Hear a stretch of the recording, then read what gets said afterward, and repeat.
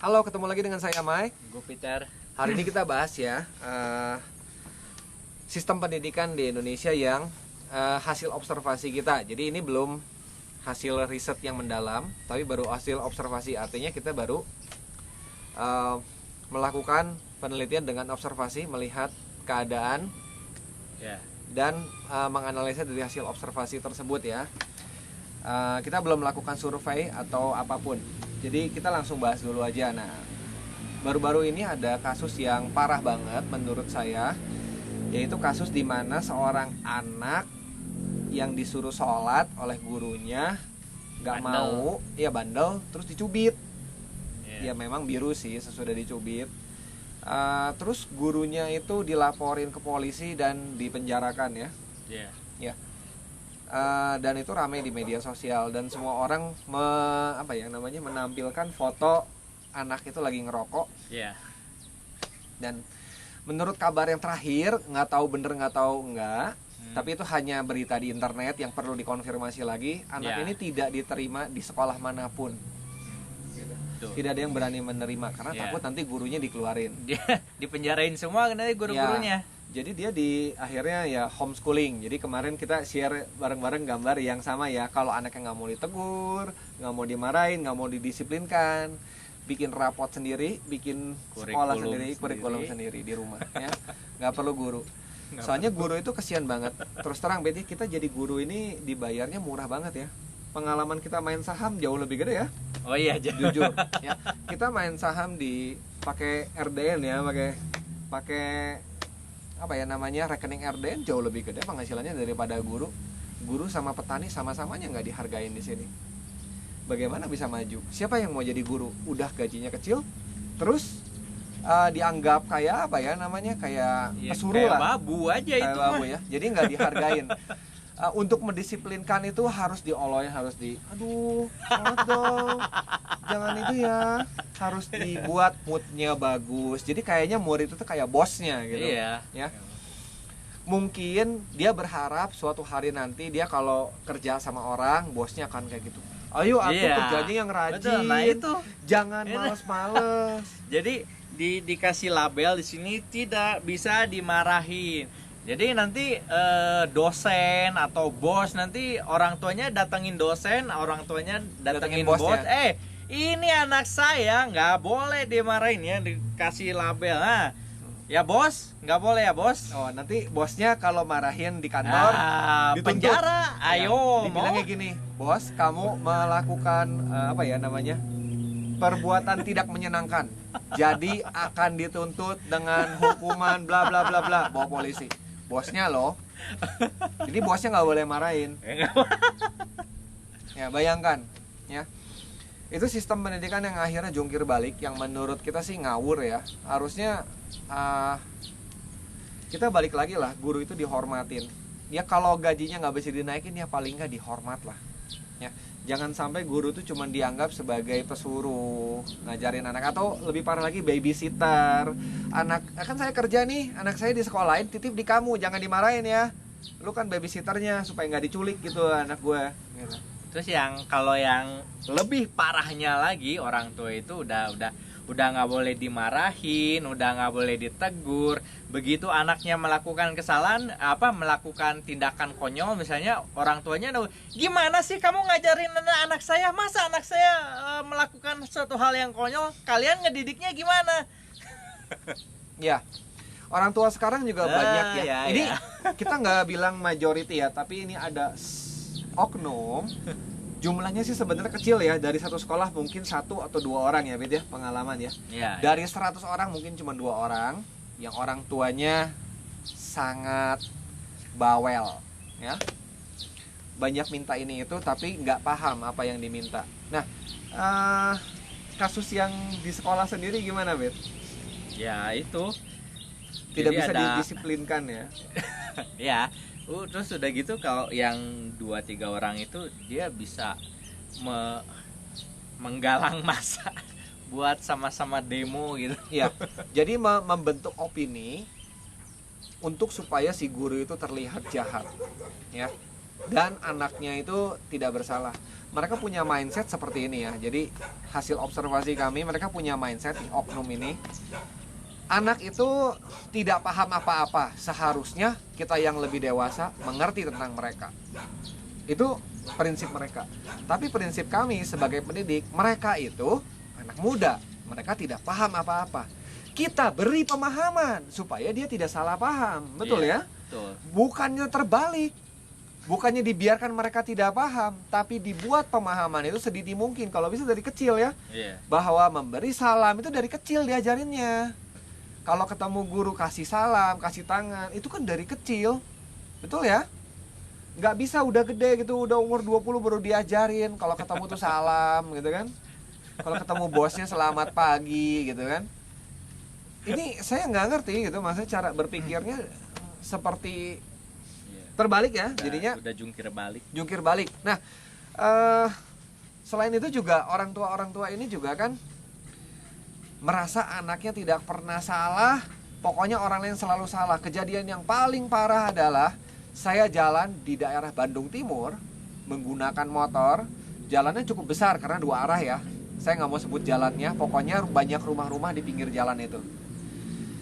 Mungkin ibunya sibuk di dapur, atau bukan ibunya lah, ibunya kerja, mungkin ini pembantu itu babysitternya lah di dapur, nggak dijagain anaknya, pagernya terbuka. Si anak lari ke tengah jalan secara tiba-tiba. Saya ngerem mendadak sampai jatuh.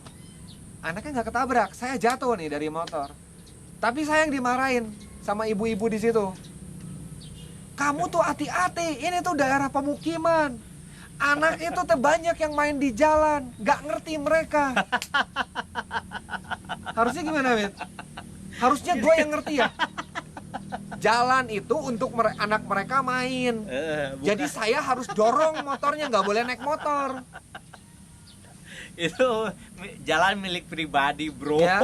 Bukan jalan umum. Saya kasih tahu nih ya, kalau saya punya anak, saya akan ajarin, lu jangan main di jalan. Nanti ketabrak motor, lu kira motor bisa langsung berhenti, cip, gitu, hah? Nggak mungkin, ya.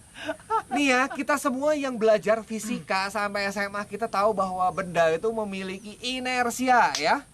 Punya momentum, nggak mungkin direm langsung berhenti. Dia ada kecenderungan untuk tetap bergerak, ya, dengan kekuatan tertentu. Dan ketabrak dengan momentum tersebut, lu bayangin ketabrak mobil yang beratnya hampir 1 ton, jeger, ya. Kalau misalnya masih hidup, geger otak jadi blow on anaknya. Coba dipikir deh. Seluruh dunia harus mengerti tentang anak kamu yang tidak diajarin bahwa jalan itu tempat kendaraan lewat. Jalan kok dibuat mainan anak gini, otaknya di mana?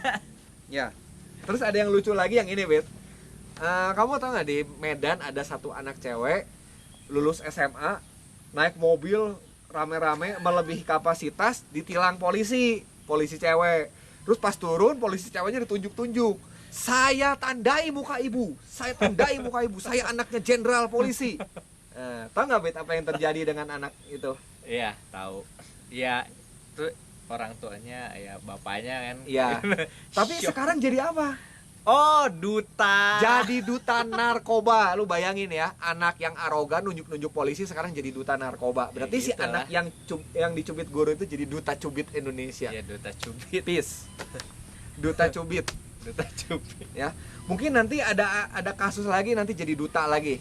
Jadi anak-anak bermasalah ini malah dijadikan contoh. Iya, panutan. Oh, jadi panutan. Jadi bukan anak yang berprestasi sekarang yang akan ini sudah jadi jungkir balik nih ya. Ini sudah jungkir balik. Ya. Pemberitaan mengenai duta narkoba yang nunjuk-nunjuk muka polisi itu menguasai seluruh acara televisi. Tapi anak Indonesia yang menang jadi juara di Rumania ya, juara YSC yang scientist competition. Gak ada tuh di berita. Memalukan kan? Kita memberitakan sesuatu yang negatif terus tiap hari. Jadi semua anak itu mencontoh yang negatif. Kenapa kita nggak pernah memberitakan tuh sesuatu yang positif? Jadi semua orang tuh melihat contoh tuh positif. Oh ya, nggak rame kalau berita positif. Semua orang tuh nyarinya berita tuh kriminal. Kalau nggak perampokan, penjambretan, geng motor, ya. Kalau beritanya tentang anak berprestasi, bosen gitu kan. Iya. Kalau yang ini, ada berita mutilasi, wah itu rame.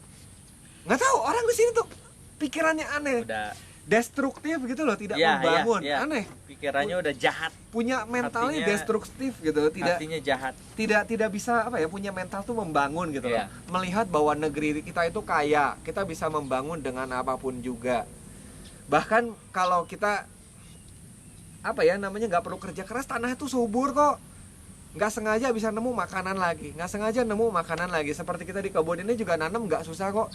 Kalau saya sih pernah tinggal di suatu daerah yang lebih gersang ya, jadi aduh, terus terang deh kalau di sini mah subur deh gitu. Kalau di Indonesia kita harusnya grateful dan kita bisa jadi bangsa yang hebat, bangsa yang besar seperti zaman dulu loh. Apa yang salah sih? Apa mungkin karena kita dikolonisasi dan pembodohan sekian ratus generasi, ya sekian puluh generasi gitu ya, selama 300 tahun, akhirnya kita jadinya nggak bisa apa ya namanya, punya pride lagi gitu dengan diri sendiri gitu ya. Ya itu terlihat dengan kalau orang-orang kita ketemu orang bule masih kayak ketemu dewa ya. Iya. Tiap ketemu orang bule ya selalu Iya. masih ngomong, mister, nunduk-nunduk, manggut-manggut." Nunduk-nunduk. Ya. Padahal belum tentu mereka tuh lebih pintar dari dirinya. Jadi ya ngobrol biasa aja lah, kita sama-sama manusia kok, ciptaan Tuhan yang sama ya gitu. Nggak ada yang lebih superior atau enggak gitu. Cuman ya kebetulan mereka pernah mengkolonisasi gitu ya, zaman kolonial. Jadi ya kita nggak salahkan. Kalau kita sih mentalnya nggak terjajah ya, kita melihat semuanya tuh sejajar. Kecuali kalau yang mental terjajah ya masih superior, pengennya ini ya kerja sama bule, kawin sama bule atau apapun lah, menganggap bule itu lebih hebat. Dulu saya ingat ada satu artis Indonesia, saya nggak mau sebut namanya ya, silahkan cari sendiri, membuat pernyataan bahwa orang Asia tuh tidak hebat, hanya orang bule yang bisa bikin film bagus. Dan film Crouching Tiger, Hidden Dragon itu buatan orang bule. Orang Asianya nggak ada itu, cuman bintang filmnya doang. Kru-kru dan semuanya itu orang bule katanya. Gimana bisa ngawur gitu? Sampai dia tidak bisa mengakui karya orang Asia. Betapa memalukannya gitu loh, merendahkan diri sendiri gitu. Iya. Ya. Padahal orang bule sendiri juga sudah menghargai kita kok. Ya. Dengan Betul. dengan mengajak kita bisa sekolah ke sana, mengajak kita conference bareng gitu ya. Tapi kita yang merendahkan diri kita di depan mereka. Ya banyak hal lah ya. Jadi ini kita ngomongnya memang random, tapi secara umum mental kita itu ada yang ngawur. Kita akan bahas lebih dalam mungkin di episode berikutnya ya. Kalau ada pertanyaan ya mungkin dikasih di komentar aja. Jangan lupa di like, di subscribe, share juga.